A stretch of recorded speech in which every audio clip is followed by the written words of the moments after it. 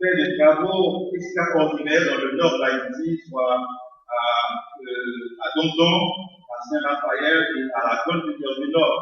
Et les missionnaires de la American Baptist Mission Society étaient concentrés surtout à Port-au-Prince.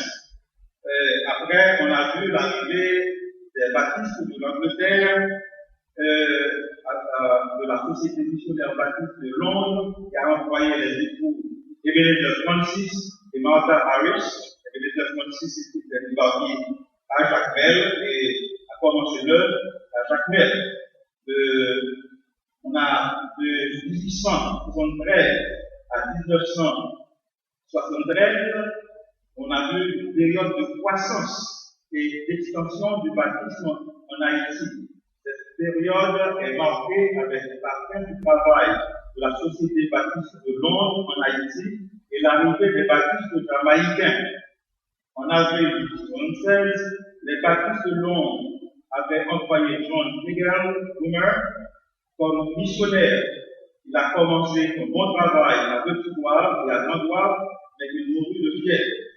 En avril 1876, la société envoya un Italien comme missionnaire, Alexander von Papenburg, dans son ministère à Jacmel. Il gagna le jeune Cyril Lérisson, qui devint un leader baptiste remarquable dans le sud d'Haïti. Mais la Société missionnaire de Londres a demandé à Papenburg de laisser Haïti pour donner sa place à Bowie, un missionnaire jamaïcain. En 1885, la Société missionnaire baptiste de la Jamaïque a accepté de prendre la place de la Société missionnaire baptiste de Londres en Haïti. Donc, on a vu plusieurs déploiements de missions qui sont arrivées en Haïti à partir de 1873. Et pendant l'époque allant de 1892 à 1915, parmi les deux missionnaires indépendants, Jenny Maxwell et Elma, la foi baptiste était maintenue et répandue par des leaders haïtiens de pointe. Les principales figures de cette période furent Métellus Ménard, Sadrach Hippolyte, Lucius Hippolyte, Pierre Cyril Lérisson, et donc on a cité Elima qui était un missionnaire avec qui a travaillé et à Côte du Nord et qui a donné naissance à votre ancien pasteur Gouvernement. Et il y avait dans le Nord-Ouest, on dit à Jean-Jacques, il a fait le ministère à Port-de-Paix et au Cap haïtien. Donc c'était des leaders, par exemple, à part Jenny Maxwell et Elima, qui étaient des étrangers, mais l'œuvre a continué avec des haïtiens de pointe. De nouvelles sociétés missionnaires sont arrivées en Haïti. D'abord, la société missionnaire Lot Carré, qui est de foi baptiste, et la American Baptist Mission Society. Donc, c'est de cette mission que dépend la Convention baptiste d'Haïti. Donc, le premier représentant de la American Baptist Mission Society, c'était Arthur Wood, qui a été remplacé par Charles Stanford Kelly, qui avait la responsabilité de l'œuvre pendant plusieurs années, et après quoi nous avons vu d'autres missionnaires comme Harold et Ivah Ennis qui ont commencé le séminaire théologique baptiste d'Haïti en 1947. Et d'autres anciens leaders indigènes qui ont collaboré avec la American Baptist Mission Society sont Gerson Toussaint, Fléchier La Rivière, Solon Gabo, Saint-Amand Gabriel, Jansénis Lange, Léon Jacques Salvan, Ruben Mar, Christian Lespinache, Mademoiselle Edith Robinson, Ludovic Saint-Par, etc. En 1864, les Haïtiens qui travaillaient avec la mission baptiste étrangère, American Baptist Mission Society, ont fondé la Convention baptiste d'Haïti. Les principaux auteurs de cette organisation étaient Ernest Délissard, le pasteur Jean-Barnabas Laporte, Élie Dubély, Saint Marseille, Marie-Louise Lacron, Renaud Balsora et Willy Beaufejour, Sauveur Masselin, Magloire Vérissé, Rosy-Claire Cadet, Thomas Cole, Thomas Azul, Christian Lespinache, Ramino Olivier, Deschamps de Ronville, Jean-Abraham Lubin, Marcel Sinclair, Bienfoutil Bruno, Boniface Pierre, Luc Léré, Apollon Noël, Alexandre Bourgeois et le pasteur C.S. Et à part American Baptist Mission Society, qui travaillait en collaboration avec la Convention baptiste d'Haïti, nous trouvons d'autres missions étrangères comme la West Indies Mission, qui est devenue UEBH, qui travaille avec la mission évangélique baptiste du Sud d'Haïti, LPSH, la Unevangelized Fields Mission, la USM, qui est devenue UEBH maintenant, qui travaille avec UEBH, et la mission baptiste conservatrice. Nous avons trouvé d'autres missions indigènes, le tabernacle baptiste de Jacques Mel, l'église baptiste Aimé-Légère, qui marchait avec Normine aussi, la mission baptiste haïtienne organisée par Gerson Toussaint, la confraternité missionnaire baptiste d'Haïti, en 1995, des pasteurs baptistes haïtiens en Floride, sous le patronage de la Florida Baptist Convention, de la Southern Baptist, ont débuté cette mission sous la direction du docteur Renaud Balsora. Elle reçoit aussi l'aide de certains anciens séminaristes du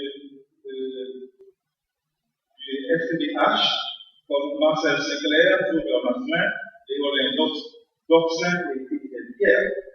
Dans son ouvrage, Les pionniers de la lumière, Alba Renaïs a rapporté que cette nouvelle mission comptait déjà 200 églises et 20 000 membres. Donc, maintenant, le baptisme a évolué dans le pays comme une toute petite chose, et c'est à grandi. Et aujourd'hui, c'est la plus grande concentration, nous avons la plus grande concentration de baptistes dans la Convention baptiste d'Haïti. Maintenant, parlons un peu de l'avenir du baptisme en Haïti. En avril 1974, les baptistes d'Haïti, avec un total d'environ 100 000, ont fêté le 150e anniversaire du baptisme haïtien.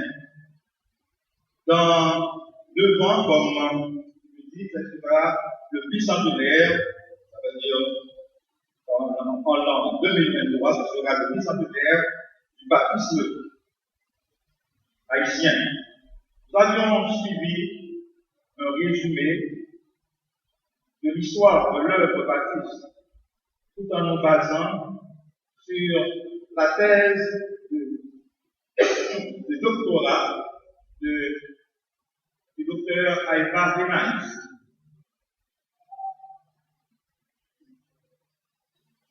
Il est un fait indéniable que le baptisme haïtien progresse considérablement, malgré les persécutions du passé. Par exemple, à l'époque de la guerre des Caco, et des piquets. On a dit que le pasteur Elima, au bout du Nord, avait des problèmes sérieux avec pendant cette guerre entre les capots et les piquets. Et il a pu sauver sa vie de justesse dans cette guerre. Les baptistes continuent à gagner du terrain dans le pays. À présent, nous ne pouvons pas parler de persécution ouverte, mais il y a lieu de parler de souffrance spirituelle quand nous constatons la superstition et les fausses doctrines qui font rage dans le pays.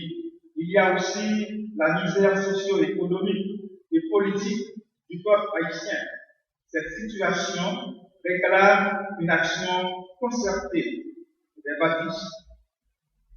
En ce début du XXIe siècle, ce qui rend l'auteur perplexe, c'est le manque de collaboration de nos leaders, missions et églises baptistes dans un si petit pays. Comme un baptiste, je n'encourage jamais une organisation baptiste uniforme pour le pays, mais une union ou une alliance baptiste haïtienne qui donnerait plus de force et qui rendrait notre témoignage plus vivant est mon plus grand souhait. En 1897, 5 pasteurs baptistes, Hippolyte Lérisson, Voltaire Thomont et Métellus Ménard, Elima, Georges Angus et Moury avaient organisé une première union baptiste pour pouvoir faire le travail d'évangélisation systématique dans le pays. 44 ans plus tard, en 1941, une autre union baptiste a été formée sous le leadership de Péchier Larivière et Hector Paul. Leur organe de liaison fut Le Courrier, mais malheureusement, cette union a été dissoute en 1964 sous la pression constante de certains frères étrangers pour des raisons inconnues. En 1983, par la suite d'une consultation sur le développement organisé par l'Alliance baptiste mondiale au séminaire théologique baptiste d'Haïti, les délégués présents avaient considéré la possibilité de reformer l'Union baptiste.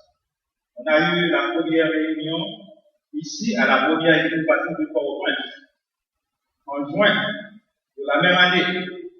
On avait projeté une autre réunion pour octobre, mais malheureusement, elle n'a pas eu lieu. Tout en fonctionnant comme des missions et des églises baptistes autonomes, il est urgent que nous nous mettions ensemble à un certain degré pour l'évangélisation systématique et effective des âmes perdues en Haïti. Tout comme on avait une fédération des jeunes baptistes haïtiens, une fédération ou alliance des baptistes haïtiens est à souhaiter le plus tôt possible. Dans le monde baptiste actuel en Haïti, nous avons des agronomes, des ingénieurs, des médecins, des théologiens, des avocats, des normaliens, des écrivains, des ethnologues, des sociologues et tant d'autres cadres. Un front commun des baptistes haïtiens, tant en Haïti qu'à l'étranger, avec ces éléments d'élite comme base de pourrait de fortifier la foi baptiste en Haïti.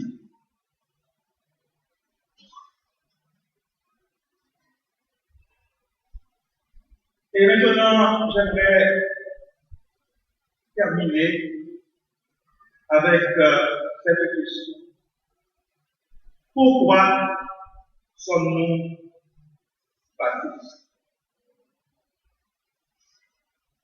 Après notre brève étude sur l'origine et l'expansion du baptisme dans le monde, du baptisme en Haïti, et les principes fondamentaux des baptistes, on n'a pas décidé